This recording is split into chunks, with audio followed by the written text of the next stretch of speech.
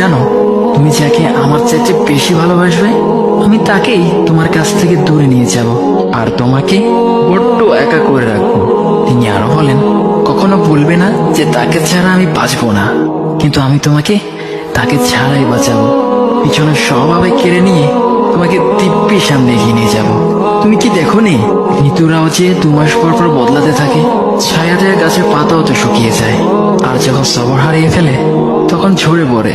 কিন্তু তোমার রব তো ধৈর্যশীল ও পরম দয়ালু। তিনি তো সেই ঝরে যাওয়া পাতার ঢাল থেকেও সবুজ পাতা গজান।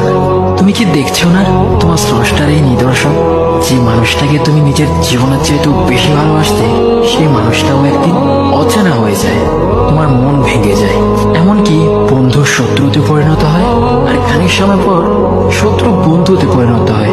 যে মানুষটাকে তুমি নিজের জীবনের অংশ ভাবতে, সে মানুষটাও প্রতারণা করে। বুঝি না, এত কিছু হওয়ার পরেও তুমি তোমার রবকে বাদ দিয়ে সেই মানুষগুলোর উপরই ভরসা করো, যারা তোমাকে প্রতিনিয়ত কষ্ট দিয়েছে।